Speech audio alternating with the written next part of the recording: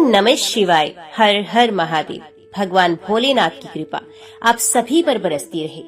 श्रावण मास वो अलौकिक समय जब देवताओं का प्रिय और भक्तों का सबसे पावन महीना आरंभ होता है, जब हर एक बूंद गंगा जल बन जाती है और हर एक श्वास महादेव का नाम जपती है। सावन मास महात्म्य के 12वें अध्याय में हम प्रवेश करते हैं, एक ऐसी गूढ़ कथा में जहाँ श्रद्धा, भक्ति और कर्म फल का अनोखा संगम होता है। ये अध्याय हमें बताता है कि सावन केवल जल चढ़ाने का नहीं, बल्कि अंदर की तपस्या जगाने का महीना है, जब मनुष्य अपने भीतर के रावण को हराकर शिव के समान शांत, सरल और समर्पित बनता है। यहाँ वर्णन होता है उन पुण्य कार्यों का जो सावन मास में किए जाएं तो सहस्र यज्ञों के समान फल देती हैं। ये अध्याय हमें सिखाता है कि भक्ति केवल मंदिर की घंटी नहीं, बल्कि हृदय की गहराइयों में बजती आस्था की ध्वनि है। तो आइए अपने भीतर के अंधकार को दूर करें, श्रद्धा और विश्वास का दीप जलाएं और सुने वे दिव्य कथा जो सिर्फ सुनने से नहीं, अनुभव से हृदय में उतरती है। सावन मास महात्म्य अध्याय 12, जहाँ हर शब्द पुण्य है और हर क्षण है शिवमय। हर हर महादेव। अनंत कुमार जी भगवान शिव से बोले, हे भगवान, किस व्रत के द्वारा अतुलनीय सौभाग्य प्राप्त होता है और मनुष्य पुत्र, पौत्र, धन, ऐश्वर्य तथा सुख प्राप्त करता है? हे महादेव, व्रतों में उत्तम उस व्रत को आप मुझे बताइए। भगवान शिव ने कहा, हे सनंत कुमार, तीनों लोकों में विख्यात दुर्वा गणपति व्रत है। सर्वप्रथम भगवती पार्वती ने श्रद्धा के साथ इस व्रत को किया था। हे मुनि सत्तम, इसी प्रकार पूर्व में सरस्वती, महेंद्र, विष्णु, कुबेर, अन्य देवता, मुनिजन, गंधर्व, किन्नर, इन सभी ने भी इस व्रत को किया था।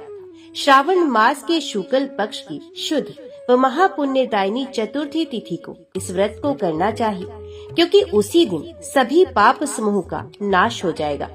चतुर्थी के दिन स्वर्ण पीठासीन स्थित एक दंत गजानन विघ्नेश की स्वर्णमयी प्रतिमा बनाकर उसके आधार पर स्वर्ण में दुर्वा को व्यवस्थित करने के पश्चात विघ्नेश्वर को रक्त वस्त्र से वेष्टित ताम्र में पात्र के ऊपर रखकर सर्वोत्तोभद्र मंडल में रक्त पुष्पों से अपामार्ग, शमी, दुर्वा, तुलसी, बिलपत्र, इन 5 पत्रों से, अन्य उपलब्ध सुगंधित पुष्पों से, सुगंधित द्रव्यों से, फलों से तथा मोदकों से उनकी पूजा करनी चाहिए और इसके बाद उन्हें उपहार अर्पित करना चाहिए।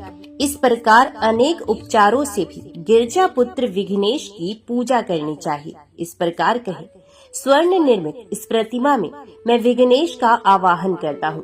कृपा निधि पधारे।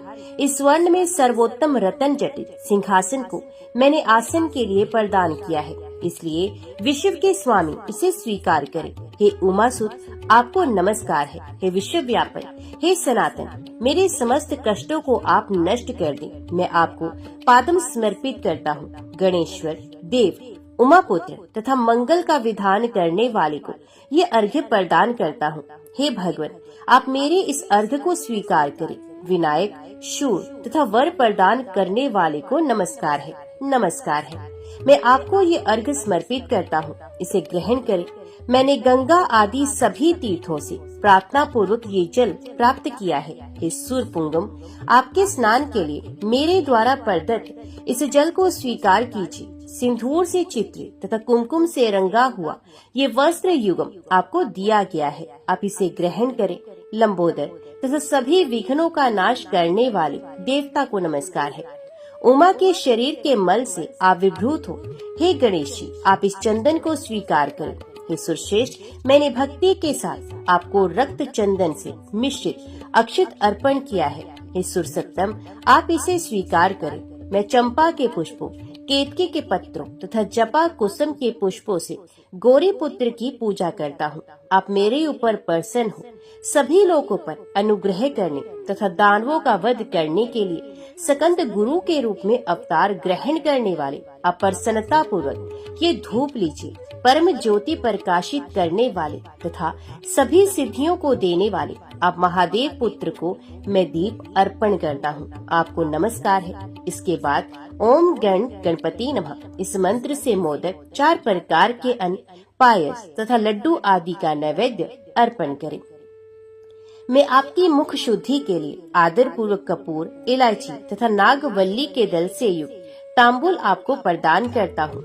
हिरण्य गर्भ के गर्भ में स्थित अग्नि के स्वर्ण बीज को मैं दक्षिणा के रूप में आपको प्रदत्त करता हूँ। अतः आप मुझे शांति प्रदान कीजिए। हे गणेश्वर, हे गण अध्यक्ष, हे गौरी पुत्र, हे गजानन, आपकी कृपा से मेरा व्रत पूर्ण हो। इस प्रकार अपने सामर्थ्य के अनुसार विघ्नेश का विधिवत पूजन करके उपस्कर निवेदित सामग्री से गण अध्यक्ष को आचार्य के लिए अर्पण कर देना चाहिए। उनसे प्रार्थना करें कि हे भगवान, हे ब्राह्मण, दक्षिणा सहित गणराज की मूर्ति को आप ग्रहण कीजिए। आपके वचन से मेरा ये व्रत आज पूर्णता को प्राप्त हो। जो मनुष्य 5 वर्ष तक इस प्रकार व्रत करके उद्यापन करता है, वे वार्षिक मनोरथों को प्राप्त करता है और देहांत के बाद शिवलोक को जाता है। अथवा 3 वर्ष तक जो इस व्रत को करता है, ये सभी सिद्धियां प्राप्त करता है। जो व्यक्ति उद्यापन के बिना ही इस उत्तम व्रत को करता है, विधि के अनुसार भी उसका जो कुछ किया हुआ होता है, वे सब निष्फल हो जाता है। अब उद्यापन की विधि बताई जाती है। उद्यापन के दिन प्रातः काल तीनों से स्नान करे। उसके बाद व्यक्ति एक पल या आधा पल या उसके भी आधे पल की स्वर्ण की गणपति की प्रतिमा बनाकर पंचगव्य से स्नान कराकर भक्ति तथा श्रद्धा के साथ इन 10 नाम मंत्रों से दुर्वा दलों से समेत पूजन करें। हे गणाधीश, हे उमापुत्र, हे अघनाशन, हे विनायक, हे ईश पुत्र, हे सर्व सिद्धि प्रदायक, हे एकदंत, हे इभवक्त, हे मूषक वाहन, आपको नमस्कार है। आप कुमार गुरु को नमस्कार है। इन नाम पदों से पृथक पृथक पूजन करना चाहिए। पहले दिन अधिवासन करके प्रातः काल ग्रह होम करके दुर्वा दलों तथा मोदकों से होम करना चाहिए। उसके बाद पूर्ण आहुति देकर आचार्य आदि का विधिवत पूजन करना चाहिए और घट तुल्य थनों वाली गाय का दान अपनी सामर्थ्य के अनुसार ही करना चाहिए। हे वत्स, इस प्रकार व्रत करने पर मनुष्य सभी मनोरथों को प्राप्त कर लेता है। हे संत कुमार, अपने प्रिय पुत्र गणेश के व्रत करने से संतुष्ट होकर मैं उस मनुष्य को पृथ्वी पर सभी सुख प्रदान करके अंत में उसे सद्गति देता हूँ। जैसे दुर्वा अपनी शाखा प्रशाखाओं के द्वारा वृद्धि को प्राप्त होती है, उसी प्रकार उस मनुष्य की पुत्र पौत्र आदि संतति निरंतर बढ़ती रहती है। इस संत कुमार, मैंने दुर्वा गणपति का ये अत्यंत गोपनीय व्रत कह दिया है। सुख चाहने वाले को इस सर्वोत्कृष्ट व्रत को अवश्य ही करना चाहिए। ओम नमः शिवाय। हर हर महादेव। नारद जी कहते हैं, अर्जुन, नाभि के पुत्र जो ऋषभ नाम से प्रसिद्ध हुए हैं, उनके नाम पर कलयुग में नाना प्रकार के पाखंड पूर्ण मतवादों की कल्पना हो जाएगी, जो लोगों को मोह में डालने वाली होगी। उन्हें ऋषभ जी के पुत्र भरत हुए और भरत के शतशृंग हुए। शतशृंग के 8 पुत्र और 1 कुमारी कन्या हुई। पुत्रों के नाम इस प्रकार है: इंद्रद्वीप, कसेरु, ताम्रदीप, गभीस्तमान, नाग, सौम्य, गंधर्व तथा वरुण। इनके अतिरिक्त जो कन्या थी, उसके मुख की आकृति बकरी के मुख के समान थी। ऐसा होने का एक महान आश्चर्य युक्त कारण था, जिसे बताता हूँ, उसे सुनो। महिसागर के तट पर जो स्तंभ तीर्थ है, उसके समीप व्रती दुर्गम प्रदेश में एक दिन एक बकरी अपने झुंड से भटक कर चली गई। वहाँ लता पताओं से एक जाल सा बन गया था। बकरी प्यास से पीड़ित थी। वे जो ही उधर से निकली कि लता जाल में फंसकर मृत्यु को प्राप्त हो गई। कुछ समय के पश्चात उसके शरीर का सर से नीचे का भाग टूटकर सब पापों का निवारण करने वाले सर्व तीर्थ में महिसागर संगम में गिर गया। उस दिन शनिश्चर तथा अमावस्या का भी योग था। सर तो लता गुलम के उस जाल में फंसकर ज्यों का त्यों ही रह गया था, अतः जल में गिरने नहीं पाया था। शेष शरीर महिसागर के जल में गिरा था। अतः उस तीर्थ के प्रभाव से वह बकरी सिंगल देश में राजा शतशृंग की पुत्री हुई, परंतु उसका मुंह बकरी का ही रह गया था। शेष सभी अंग बड़े सुंदर थे। राजा शतशृंग पहले संतानहीन थे, अतः उनके यहाँ जो पुत्री हुई वे उन्हें 100 पुत्रों के समान प्रिय थी, किंतु बकरी के तुल्य उसका मुख देखकर सब राज परिवार के लोगों को बड़ा विस्मय हुआ। राजा अपनी रानियों सहित बहुत दुखी हुए। धीरे धीरे वह कन्या युवावस्था को प्राप्त हुई। एक दिन उसने दर्पण में अपना मुंह देखा। देखते ही उसे अपने पूर्व जन्म का स्मरण हो आया। तब उसने माता पिता को अपने पूर्व जन्म का वृत्तांत बताकर उनसे वहां जाने के लिए आज्ञा ली और नाव के द्वारा वे स्तंभ तीर्थ में जा पहुंची। वहां राजकुमारी ने सर्वस्व दक्षिणा वाला दान किया। तदंतर लता गुल्मों के जाल में ढूंढकर उसने अपने पूर्व जन्म के मस्तक का पता लगाया और संगम के समीप उसका दाह करके हड्डियों को महिसागर में फेंक दिया। तब उस तीर्थ के प्रभाव से उसका मुंह चंद्रमा के समान कांतिमान हो गया। देवता, दानव और मनुष्य सब उसके रूप से मोहित होकर बार बार उसे पाने के लिए राजा से याचना करते थे, किंतु वे उनमें से किसी को अपना पति बनाना नहीं चाहती थी। तत्पश्चात कुमारी ने प्रसन्नता पूर्वक अत्यंत दुष्कर एवं कठोर तपस्या प्रारंभ की। तपस्या करते करते जब 1 वर्ष पूरा हो गया, तब देवाधिदेव महेश्वर ने उसे प्रत्यक्ष दर्शन दिया और कहा, मैं तुझे वर देने के लिए आया हूँ। तब राजकुमारी भगवान का पूजन करके इस प्रकार बोली, देवेश्वर, यदि आप प्रसन्न हैं और मुझे वर देना चाहते हैं तो इस तीर्थ में सर्वदा निवास करें। भगवान शिव ने एवं वस्तु कहकर उसकी प्रार्थना स्वीकार की। इससे कुमारी को बड़ा हर्ष हुआ। जहाँ उसने बकरी के सर का दाह किया था, वहीं वर्करेश नामक शिव की स्थापना की। ये आश्चर्यजनक समाचार सुनकर स्वस्तिक नाम वाला नागराज कुमारी को देखने के लिए तलातल लोक से आया। सर के बल से आते समय वे पृथ्वी को जहाँ विदीर्ण करके बाहर निकला, वह स्वस्तिक नामक कूप हो गया। वह कूप वर्करेश्वर के ईशान कोण में है। उसे गंगा जी ने अपने जल से भर दिया। इससे वह सब तीर्थों का फल देने वाला हो गया। वहाँ शिवलिंग को स्थापित देख भगवान शिव ने प्रसन्न होकर ये वरदान दिया, जिनके शव का यहाँ दाह होगा और दाह करके महिसागर संगम में जिनकी हड्डियां डाली जाएंगी, वे दीर्घ काल तक स्वर्ग में निवास करने के पश्चात इस लोक में लौटने पर सब प्रकार के वैभव से परिपूर्ण प्रतापी राजा होंगे। जो मनुष्य महिसागर संगम में जल के स्नान कर भक्ति भाव से भगवान वक्रेश्वर का पूजन करता है, उसका मनोरथ सफल होता है। कार्तिक कृष्ण चतुर्दशी को जो मनुष्य श्रद्धा पूर्वक इस कूप में स्नान और अपने पितरों का तर्पण करके वक्रेश्वर का पूजन करेगा, वे सब पापों से मुक्त हो जाएगा। ऐसा वरदान पाकर वे पुण्य सिंघल देश में लौट आई और अपने पिता से वहाँ का सब वृतांत निवेदन किया। वे सुनकर राजा शतशृंग तथा अन्य सब लोग भी बड़े विस्मय को प्राप्त हुए। सबने उस महातीर्थ का गुणगान किया और उसके प्रति आदर का भाव रखकर वहाँ की यात्रा की। उस तीर्थ में स्नान और नाना प्रकार के दान करके वे सब लोग पुनः सिंघल को लौट आए। तीर्थ की अद्भुत महिमा जानकर उन्हें बड़ी प्रसन्नता हुई। तदंतर राजा शतशृंग ने इस भारतवर्ष के 9 विभाग किए। उनमें से 8 तो उन्होंने अपने 8 पुत्रों को दे दिए और 9वां भाग कुमारी को अर्पित किया। नाना प्रकार के पर्वतों से सुशोभित उन भागों का मैं वर्णन करता हूँ। पुत्रों और कुमारी के नाम पर ही वे 9 खंड प्रसिद्ध हुए, यथा इंद्रद्वीप खंड, कसेरु खंड, ताम्रद्वीप खंड, गभीस्तवत खंड, नाग खंड, सौम्य खंड, गंधर्व खंड, वरुण खंड और कुमारिका खंड।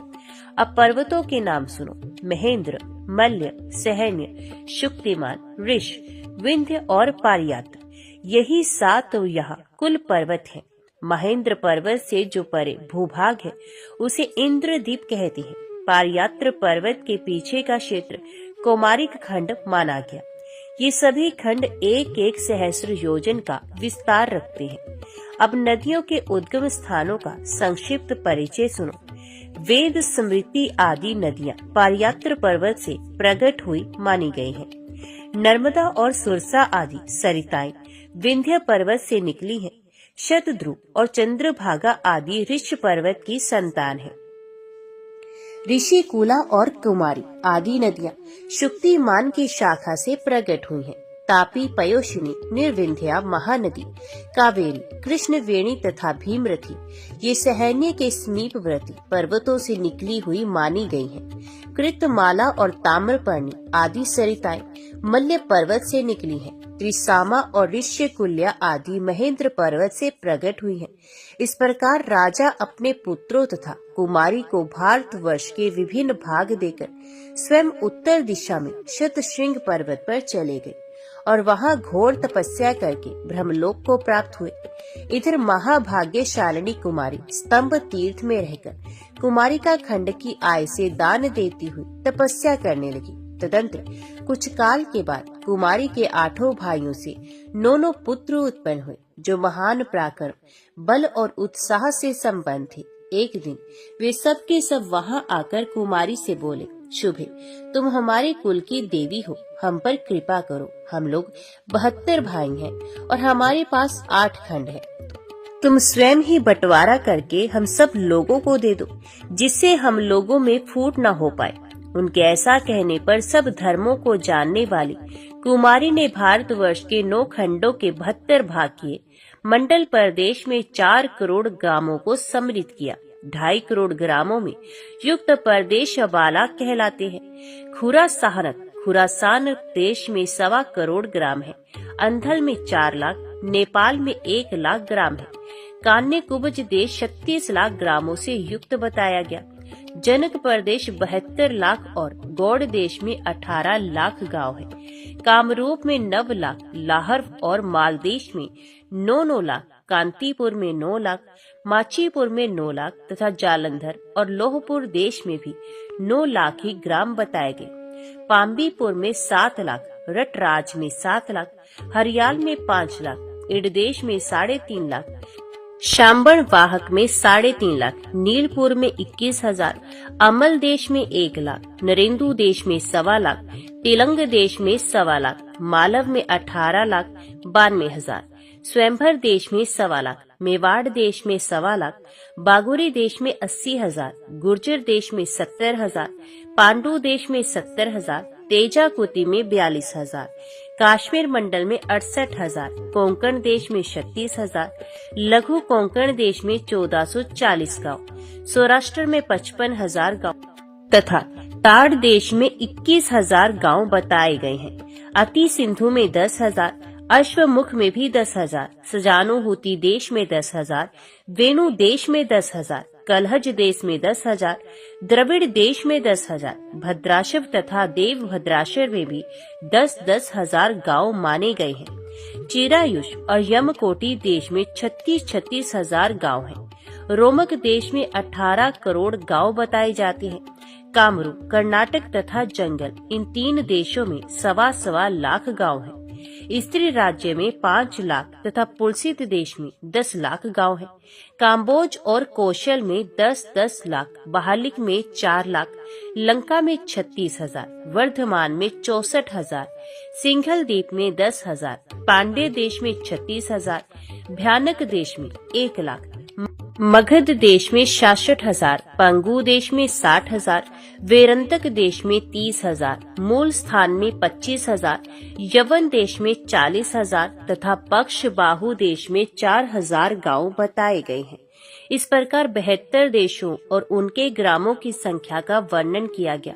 भारतवर्ष के कुल ग्रामों की संख्या 96 करोड़ 72 लाख 36,000 है। इस प्रकार कुमारी ने समुद्र तक के 9 खंडों का विभाग करके वे सब अपने भतीजों को दे दिए। यद्यपि भतीजे अपनी बुआ का अंश नहीं लेना चाहते थे, तथापि उस देवी ने अपना भाग भी उन्हें ही दे दिया।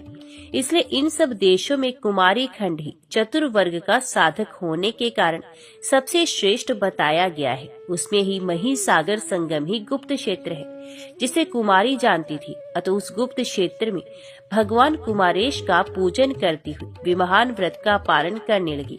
कुमारी वहाँ के 6 कुंडों तथा संगम में स्नान करती हुई उस तीर्थ में वास करने लगी। तदंतर बहुत समय बीत जाने पर जब स्वामी कार्तिकेय जी का बनवाया हुआ मंदिर पुराना हो गया, तो उसके स्थान में उसने नूतन स्वर्ण में प्रसाद निर्माण कराया। उसकी भक्ति से महादेव जी बहुत संतुष्ट हुए और उन्होंने कुमारेश्वर लिंग से प्रकट होकर उसे प्रत्यक्ष दर्शन देते हुए कहा, भद्रे, मैं तुम्हारी भक्ति और ज्ञान से बहुत प्रसन्न हूँ। तुमने इस जीर्ण मंदिर का पुनः उद्धार किया है, इसलिए अब मैं तुम्हारे नाम से विख्यात होऊंगा। मंदिर बनाने वाला तथा उसका जीर्ण उद्धार करने वाला दोनों समान फल के भागी माने गए, इसलिए आज से लोग मुझे कुमारेश्वर और कुमारेश्वरी दोनों नामों से पुकारेंगे। वक्ररेश्वर में जो वरदान तुम्हें दिए गए हैं वे सदैव संघटित होने वाले हैं। अब तुम्हारा अंतकाल समीप आ गया है। जिस स्त्री ने अपने जीवन में पति का वरण नहीं किया अर्थात जो अविवाहिता रह गई, उसे स्वर्ग अथवा मोक्ष की प्राप्ति नहीं होती। इसलिए इस तीर्थ में सिद्धि को प्राप्त हुए महाकाल को तुम पति रूप में अंगीकार करो। भगवान शंकर के ऐसा कहने पर कुमारी ने महाकाल को पति के रूप में स्वीकार किया और महाकाल के साथ ही वे भी रुद्रलोक में चली गई। वहाँ पार्वती जी ने उसे हृदय से लगा लिया और हर्ष में भरकर कहा, शुभे, तुमने पृथ्वी को चित्र लिखित सा कर दिया, इसलिए चित्रलेखा नाम से प्रसिद्ध मेरी सखी होकर रहो। तब से वह चित्रलेखा नाम वाली सखी होकर पार्वती जी के साथ रहने लगी। उसी ने उषा को चित्र द्वारा अनिरुद्ध का परिचय दिया था। वह योगिनियों में सर्वश्रेष्ठ तथा महाकाल की प्राण वल्लभा हुई। इस प्रकार राजकुमारी ने कुमारेश्वर लिंग तथा वक्ररेश्वर लिंग को स्थापित किया। अर्जुन, यहाँ मरे हुए मनुष्यों का दाह करना और उनके हड्डियों को संगम में जल में डालना प्रयाग से भी अधिक उत्तम बताया गया है। पूर्व काल की बात है।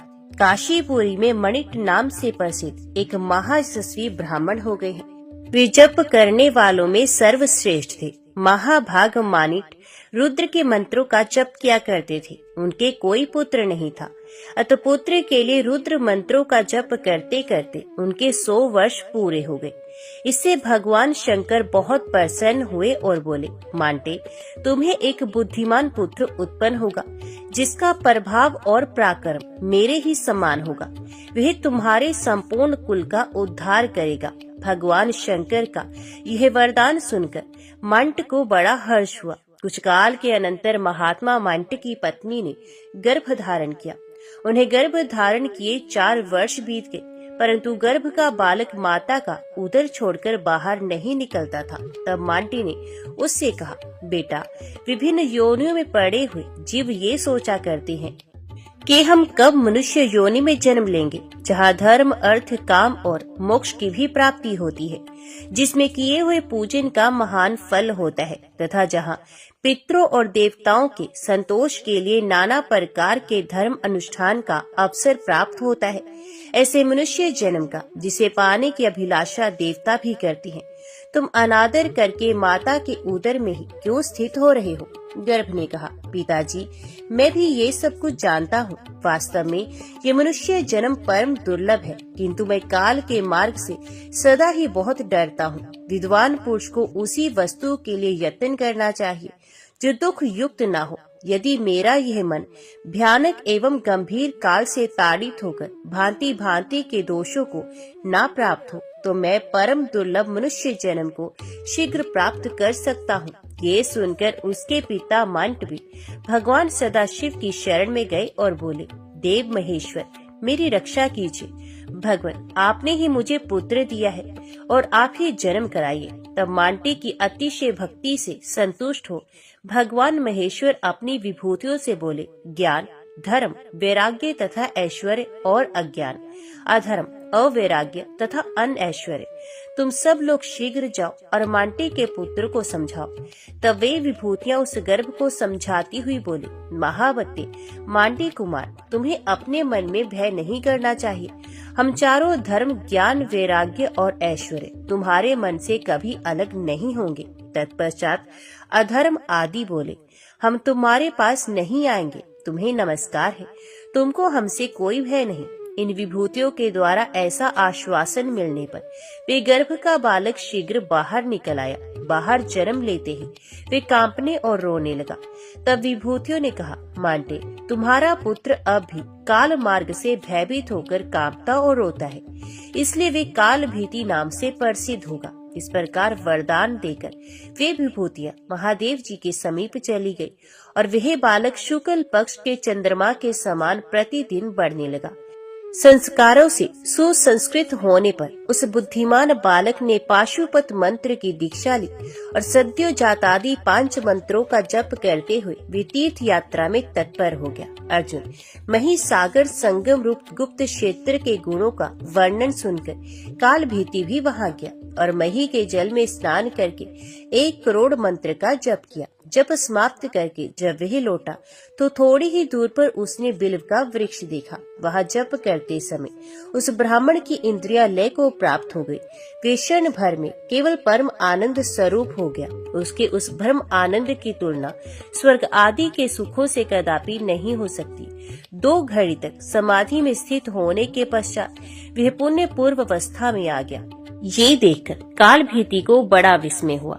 वे मन ही मन कहने लगा कि ये महान आनंद तो मुझे ना काशी में मिला, ना नैमिषारण्य में, ना परभास और केदार क्षेत्र में प्राप्त हुआ, न अमरकंटक में। इस समय मेरी संपूर्ण इंद्रियां गंगा जी की भांति निर्विकार और स्वस्थ है तथा मेरा चित्त एक परम गोपनीय धर्म का आश्रय लेता है। अहो, इस तीर्थ का प्रभाव तो यहाँ स्पष्ट रूप से प्रकट है। कहते हैं जो स्थान सब प्रकार के दोषों से रहे, पवित्र और संपूर्ण उपद्रवों से शून्य हो, वहाँ निवास करने वाले पुरुष की बुद्धि धर्म के कार्य में सहस्त्र गुणी हो जाती है। इसलिए इस तीर्थ के प्रभाव से मैं मन ही मन अनुभव करता हूँ कि यह स्थान काशी आदि प्रधान तीर्थों से भी श्रेष्ठ है। अतः मैं यहीं रहकर बड़ी भारी तपस्या करूँगा। ऐसा विचार करके काल भीति उस बिल वृक्ष के नीचे एक पैर के अंगूठे के अग्रभाग से खड़े हो मंत्रों का जप करने लगे।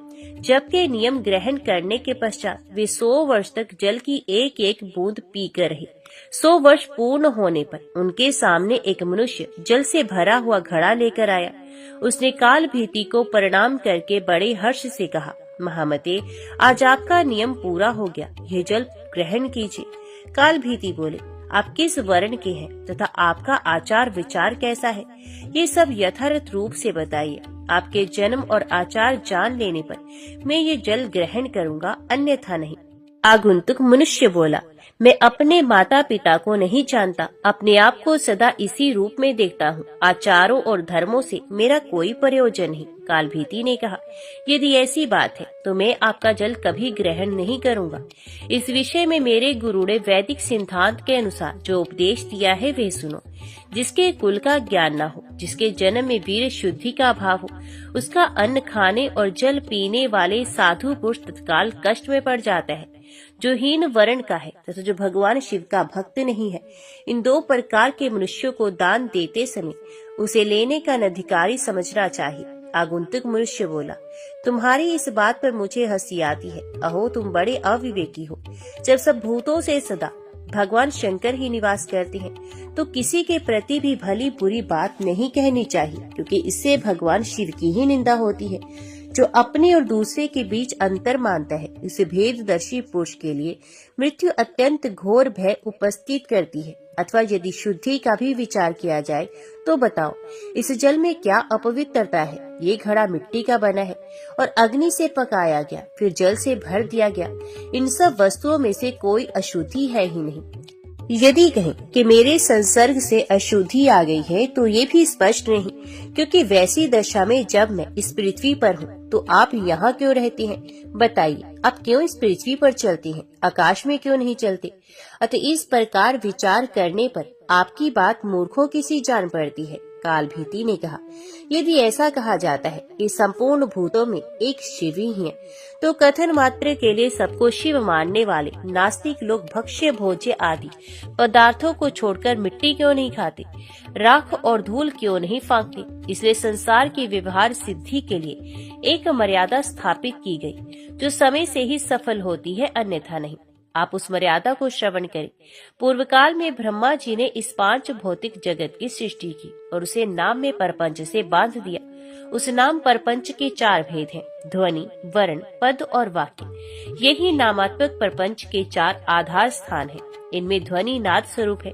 ओंकार पूर्वक संपूर्ण अक्षर ही वर्ण कहलाते हैं। शिवम, ये सुबंत शब्द पद है और शिवम भजे, शिव का भजन करे, ये विधि ही एक त्रिनंद क्रिया है से आवंतित होने के कारण वाक्य कही गई।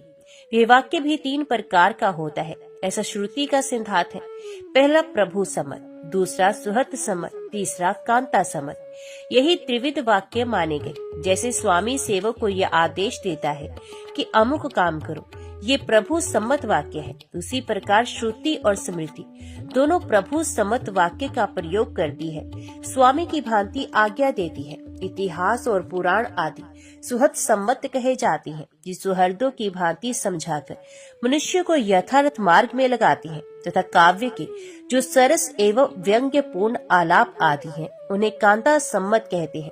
प्रभु वाक्य बाहर और भीतर से पवित्र करने वाला माना गया है, तथा सुहृद वाक्य भी परम पवित्र है। स्वर्ग आदि उत्तम लोगों की प्राप्ति की इच्छा से उसका पालन करना चाहिए। श्रुति कहती है कि भूलोक के संपूर्ण मनुष्यों को प्रभु सम्मत तथा सुहृद सम्मत वाक्य का पालन करना चाहिए। आप यदि नास्तिकवाद का सहारा लेकर सर्वत्र व्यवहारिक समानता की बात करते हैं, तो इसके अनुसार क्या वेद शास्त्र और पुराण व्यर्थ ही हैं? क्या पूर्व काल में सप्तऋषि आदि जो ब्राह्मण और क्षत्रिय हो गए हैं, वे सब मूर्ख ही थे?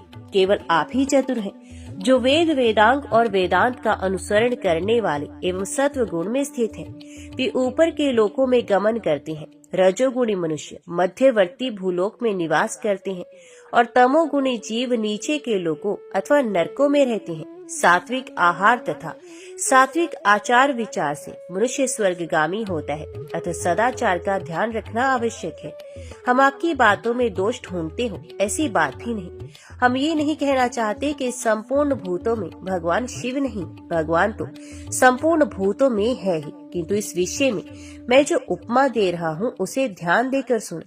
जैसे स्वर्ण के बने हुए बहुत से आभूषण होते हैं, उनमें से कोई तो विशुद्ध स्वर्ण के होते हैं और कुछ खोटे भी होते हैं। खरे खोटे सभी आभूषणों में स्वर्ण तो है ही। इसी प्रकार ऊंच नीच शुद्ध अशुद्ध सब में भगवान सदाशिव विराजमान है। जैसे खोटा स्वर्ण शोधित होने पर शुद्ध स्वर्ण के साथ एकता को प्राप्त होता है, उसी प्रकार इस शरीर को भी व्रत तपस्या और सदाचार आदि के द्वारा शोधित करके शुद्ध बना लेने पर मनुष्य निश्चय ही स्वर्गलोक में जाता है। तो बुद्धिमान पुरुष को उचित है कि वे हीन या अपवित्र वस्तु को किसी प्रकार भी ग्रहण न करे। यदि वे अपने शरीर का शोधन कर ले तो शुद्ध होने पर निश्चय ही स्वर्गलोक को प्राप्त हो सकता है। जो पुरुष व्रत उपवास करके शुद्ध हो जाता है, वे भी यदि सबसे प्रतिग्रह लेने लगे तो थोड़े ही दिनों में अवश्य पतित हो जाता है। इसलिए मैं स्पष्ट कह देना चाहता हूँ कि आपका ही जल मैं किसी तरह भी ग्रहण नहीं करूँगा। ये कार्य भला हो या बुरा, मेरे लिए वेद ही परम प्रमाण है। काल भीति के ऐसा कहने पर आगुंतुक मनुष्य हंसने लगा। उसने दाहिने अंगूठे से भूमि को खुरेदते हुए एक बहुत बड़ा एवं उत्तम गड्ढा तैयार कर दिया। फिर उसी में वे सारा जल ढुलका दिया। उससे वे गड्ढा भर गया, फिर भी जल शेष रह गया। तब उसने पैर से ही खुरेद कर एक तालाब बना दिया और शेष बचे हुए जल से उसको भर दिया। ये परम अद्भुत कार्य देखकर ब्राह्मण देवता को कोई आश्चर्य नहीं हुआ, क्योंकि भूत प्रेत आदि की उपासना करने वाले लोगों में अनेक प्रकार की विचित्र बातें होती हैं। उस विचित्रता के चक्कर में आकर अपने सनातन वैदिक मार्ग का परित्याग कभी नहीं करना चाहिए। आगंतुक मनुष्य बोला, ब्राह्मण देव, आप हैं तो बड़े भारी मूर्ख, परंतु बातें पंडितों जैसी करती हैं कि आपने पुराण वेता विद्वानों के मुख से कहा हुआ ये श्लोक नहीं सुना। भारत, कुआं दूसरे का, घड़ा दूसरे का, रस्सी दूसरे की, एक पानी पिलाता है और एक पीता है, ये सब समान फल के भागी होते हैं। ऐसा ही मेरा भी जल है और तुम धर्म के ज्ञाता हो, फिर क्यों इसे नहीं पियोगे? नारद जी कहते हैं, अर्जुन, तदंतर काल भीति ने उक्त श्लोक के विषय में अनेक प्रकार से विचार किया, किंतु किस प्रकार सब लोग समान फल के भागी होते हैं इसका निश्चय ना कर सके। फिर घट आदि साधनों द्वारा जो समान फल भागी होने की बात कही गई है, उस पर विशेष विचार किया और इस निश्चय पर पहुँचे कि यदि एक कार्य में अनेक सहायक हों तो सब समान फल के भागी होते हैं। जैसे एक नौका निर्माण कराने में यदि अनेक पुरुषों ने धन लगाया हो तो उन सबका उसमें समान भाग होता है। इस प्रकार कर्ता को प्राप्त होने वाला सब फल सहकारियों में बंटकर समान हो जाता है। इस प्रकार पुनः पुनः विचार करके काल भीति ने उस मनुष्य से कहा, भद्र पुरुष, आपका ये कहना ठीक है, कूप और तालाब के जल ग्रहण करने में दोष नहीं, तथापि आपने तो अपने घड़े के जल से ही इस गड्ढे को भरा है। ये बात प्रत्यक्ष देख करके भी मेरे जैसा मनुष्य कैसे इस जल को पी सकता है? अतः ये अच्छा हो या बुरा, मैं किसी प्रकार भी इसे नहीं पीऊंगा। कालभीति के इस प्रकार दृढ़ निश्चय कर लेने पर यह पुरुष हंसकर क्षण भर में वहां से अंतर ध्यान हो गया। इससे कालभीति को बड़ा विस्मय हुआ। वे बार बार सोचने लगा कि ये क्या वृत्तांत है। इतने में ही उस बिल वृक्ष के नीचे पृथ्वी से सहसा एक परम सुंदर शिवलिंग प्रकट हुआ, जो संपूर्ण दिशाओं को प्रकाशित कर रहा था। इंद्र ने उसके ऊपर पारिजात के फूलों की वर्षा की और देवता तथा मुनि नाना प्रकार के स्तोत्रों द्वारा स्तुति करने लगे। तब कालभीति ने प्रणाम करके प्रसन्नता पूर्वक ये स्तुति प्रारंभ की। जो पाप के काल, संसार रूपी पंख के काल, काल के काल तथा काल मार्ग के भी काल है, जिनके कंठ में काला चिन्ह सुशोभित होता है, तथा जो संसार के काल रूप है, उन भगवान महाकाल की मैं शरण लेता हूँ। श्रुति आपको संपूर्ण विद्याओं का ईश्वर बताकर स्तुति करती है। अब समस्त भूतों के ईश्वर तथा परपिता महा है, ऐसी महिमा वाले आप महेश्वर को नमस्कार है। वेद जिसकी स्तुति करता है, उस तत्व पुरुष नाम वाले आपको हम जानते हैं और आपका ही चिंतन करते हैं। देवेश्वर, आप हमें शरण दीजिए, आपको बारंबार नमस्कार है। अर्जुन, कालभीति के इस प्रकार स्तुति करने पर महादेव जी ने उस लिंग से निकलकर प्रत्यक्ष दर्शन दिया और अपने तेज से त्रिलोकी को प्रकाशित करते हुए कहा, ब्राह्मण, तुमने इस महातीर्थ में रहकर मेरी जो अतिशय आराधना की है, उससे मैं बहुत संतुष्ट हूँ। वत्स, काल तुम्हारे ऊपर किसी प्रकार भी शासन नहीं कर सकता। मैं ही तुम्हारी धर्म निष्ठा देखने के लिए मनुष्य रूप में यहाँ प्रकट हुआ था। ये धर्म मार्ग धन्य है, जिसका तुम्हारे जैसे धर्मज्ञ द्वारा पालन होता है। मैंने ये गड्ढा और तालाब सब तीर्थों के जल से ही भरा है। ये परम पवित्र जल है और तुम्हारे लिए मैंने इसका संग्रह किया है। तुमने जो मेरी स्तुति की है, उसमें वैदिक मंत्रों का रहस्य भरा हुआ है। तुम मुझसे कोई मनवांछित वर मांगो, तुम्हारे लिए कुछ भी अदेय नहीं है। कालभीति ने कहा, भगवान शंकर, यदि आप मुझ पर संतुष्ट हैं, तो मैं धन्य हूँ। मुझ पर आपका महान अनुग्रह है। आपके संतोष से ही सब धर्म सफल होते हैं, अन्यथा वे केवल श्रम देने वाले ही माने गए हैं। प्रभु, यदि आप संतुष्ट हैं, तो सदा यहाँ निवास करें। आपके शुभ लिंग पर जो भी दान पूजन आदि किया जाए, वह सब अक्षय हो। देव, 5000 मंत्र जपने से जो फल होता है, वही फल मनुष्यों को इस शिवलिंग का दर्शन करने से प्राप्त हो जाए। महेश्वर, आपने काल मार्ग से मुझे छुटकारा दिलाया है, इसलिए ये शिवलिंग महाकाल के नाम से प्रसिद्ध हो। जो मनुष्य इस कूप में स्नान करके पितरों का तर्पण करे, उसे सब तीर्थों का फल प्राप्त हो और उसके पितरों को अक्षय गति की प्राप्ति हो। कालभीति की ये बात सुनकर भगवान शंकर प्रसन्न होकर बोले, जहाँ स्वयंभू लिंग हो, वहाँ मैं नित्य निवास करता हूँ। स्वयंभू लिंग रतन में लिंग, धातुज लिंग, प्रस्तर निर्मित लिंग तथा चंदन आदि लोप जनित लिंग, इनमें क्रमश अंतिम लिंग की अपेक्षा पूर्व वाले लिंग 10 गुना अधिक फल देने वाले हैं। आकाश में तारका में लिंग, पाताल में हाटकेश्वर लिंग तथा भूमंडल पर स्वयंभू लिंग, ये तीनों शुभ होते हैं। तुमने विशेष रूप से जिसके लिए प्रार्थना की, वे सब पूर्ण होगा। यह फूल, फल, पूजा, नैवेद्य और स्तुति निवेदन करना तथा दान या दूसरा कोई भी शुभ कर्म करना सब अक्षय होगा। बेटा, माँ के कृष्ण पक्ष की चतुर्दशी को शिव योग में जो लिंगा अर्चन के पहले कूप में स्नान करके पितरों का तर्पण करेगा, उसे सब तीर्थों के फल की प्राप्ति होगी तथा उसके पितरों की अक्षय गति होगी। उसी दिन की रात्रि में जो प्रत्येक पहर में महाकाल का पूजन करेगा, उसे सब लिंगों के समीप जागरण करने का फल प्राप्त होगा। द्विजोत्तम, जो पुरुष सदा जितेंद्रिय रहकर शिवलिंग में मेरी पूजा करेगा, भोग और मोक्ष उससे कभी दूर नहीं रहेंगे। जो चतुर्दशी, अष्टमी, सोमवार तथा पर्व के दिन इस सरोवर में स्नान करके इस शिवलिंग की पूजा करेगा, वे शिव को ही प्राप्त होगा। यहाँ किया हुआ जप, तप और रुद्र जब सब अक्षय होगा। तुम नंदी के साथ मेरे दूसरे द्वारपाल बनोगे। वत्स, काल मार्ग पर विजय पाने से तुम चिरकाल तक महाकाल के नाम से प्रसिद्ध होगे। यह शीघ्र ही राज ऋषि करदम्ब आने वाले हैं। उन्हें धर्म का उपदेश करके तुम मेरे लोक में चले आओ। यूं कहकर भगवान रुद्र उस लिंग में ही लीन हो गए और महाकाल भी प्रसन्न होकर वहां बड़ी भारी तपस्या करने लगे। अर्जुन, तदंतर महाकाल का ये चित्र सुनकर राजा करदम्ब वहां आए। उन्होंने मही सागर संगम के जल में स्नान तथा महाकाल का दर्शन करके अपने जीवन को सफल माना। 50,000 मंत्रों का जप करने से जो फल मिलता है वही जिनके दर्शन मात्र से मिल जाता है। उन्हीं भगवान महाकाल की विशेष पूजा अर्चना करके राजा ने उनको प्रणाम किया और उनकी स्तुति करके उन्हीं के समीप बैठे।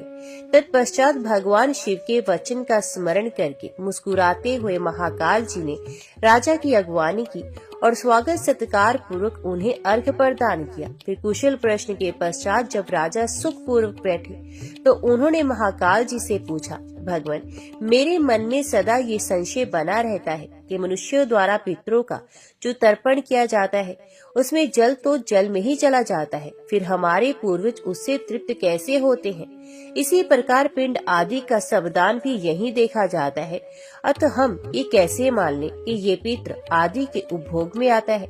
महाकाल ने कहा, राजन, पितरों और देवताओं की योनि ही ऐसी होती है कि दूर की कही हुई बातें सुन लेते हैं, दूर की पूजा भी ग्रहण करते हैं और दूर की स्तुति से भी संतुष्ट होते हैं।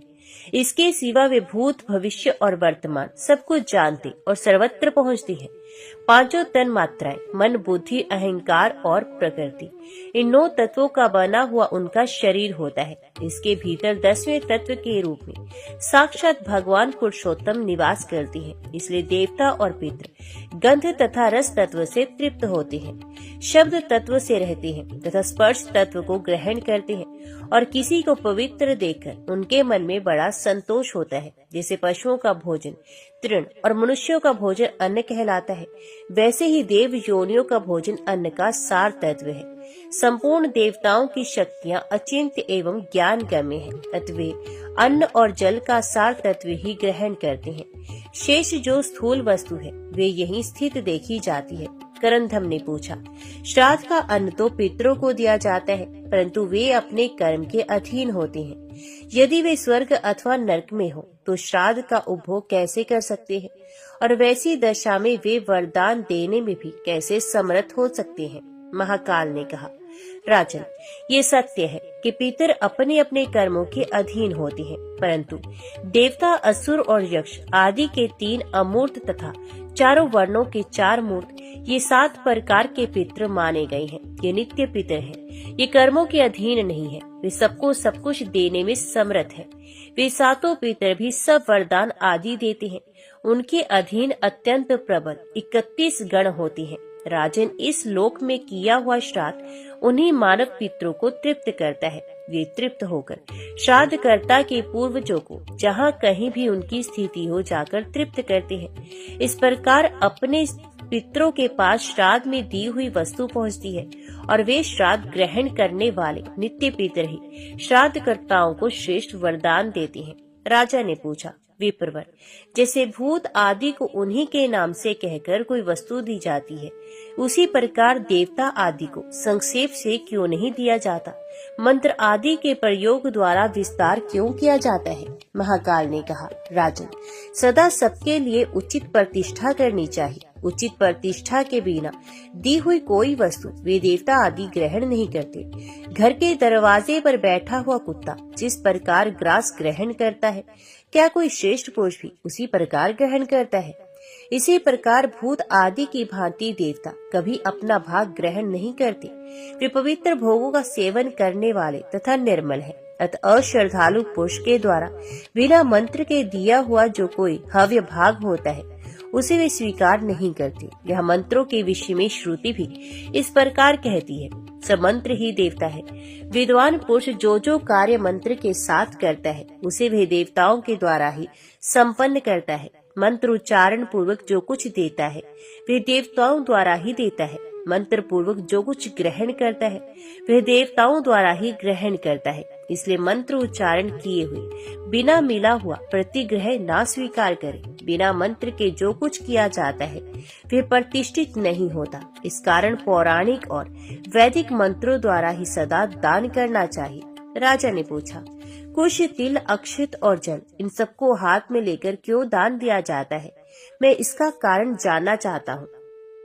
महाकाल ने कहा, राजन, प्राचीन काल में मनुष्यों ने बहुत से दान किए और उन सबको असुरों ने बलपूर्वक भीतर प्रवेश करके ग्रहण कर लिया। तब देवताओं और पितरों ने ब्रह्मा जी से कहा, स्वामी, हमारे देखते देखते दैत्य लोग सब दान ग्रहण कर लेते हैं, अतः आप उनसे हमारी रक्षा करें, नहीं तो हम नष्ट हो जाएंगे। तब ब्रह्मा जी ने सोच विचार कर दान की रक्षा के लिए एक उपाय निकाला। पितरों के तिल के साथ दान किया जाए, देवताओं को अक्षत के साथ दिया जाए तथा जल और कुश को संबंध सर्वत्र रहे। ऐसा करने पर दैत्य उस दान को नहीं ग्रहण कर सकते। इन सबके बिना जो दान किया जाता है उस पर दैत्य लोग बल पूर्वक अधिकार कर लेते हैं और देवता तथा पितृ दुख पूर्वक उच्छ्वास लेते हुए लौट जाते हैं। वैसे दान से दाता को कोई फल नहीं मिलता। इसलिए सभी युगों में इसी प्रकार तिल, अक्षत, कुश और जल के साथ दान दिया जाता है। ओम नमः शिवाय। हर हर महादेव।